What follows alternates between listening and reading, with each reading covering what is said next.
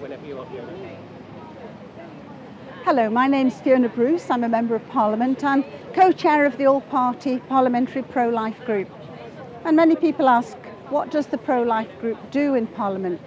Well, we contribute to debates, challenging any changes in the abortion laws which would make them worse. We seek to improve our abortion laws.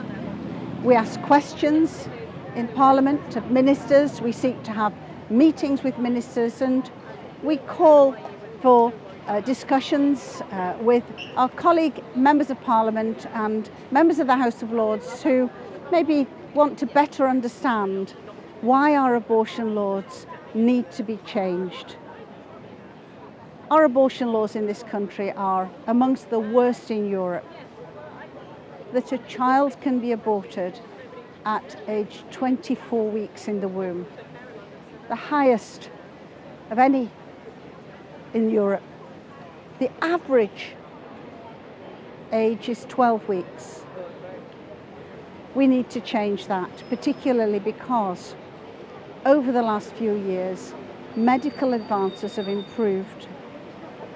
We now know that medical experts accept that 22 weeks is the accepted age of viability outside the womb. We need to see those 24 weeks come down. Of course, for many of us, it's a tragedy to see any child aborted. And I want to commend everyone here today for March for Life, standing to commemorate the 10 million lives lost since our abortion laws were passed. Lives which could have made such a contribution to our society today. Let me give you another example of the way that our all-party group has worked. Just last year we challenged a law which would have been introduced to make abortion legal up to birth in this country.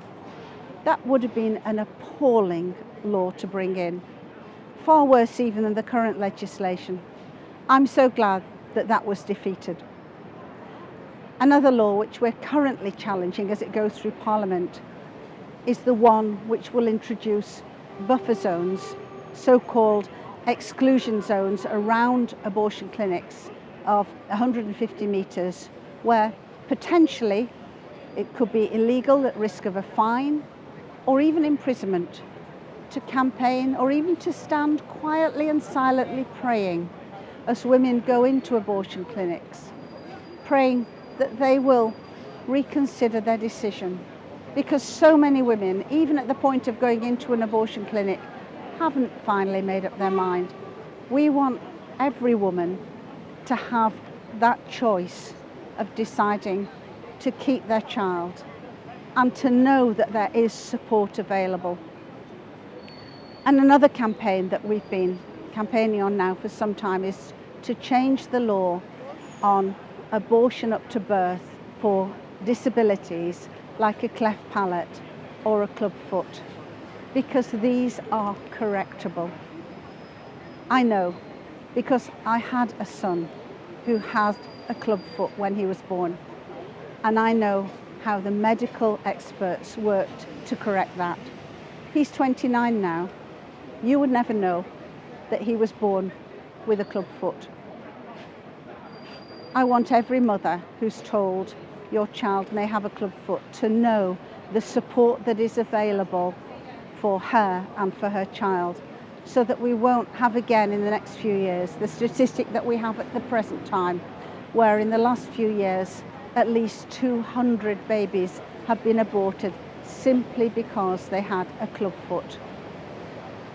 So our all-party group campaigns to change the law in many different ways and to raise awareness about how wrong our current laws are. And I want to thank everyone from March to Life who is standing with us. Thank you to those who've come today to Parliament Square to make a stand for all those children who haven't been born, for all those mothers who we want to have the choice to keep their child in the future. God bless you all. Thank you.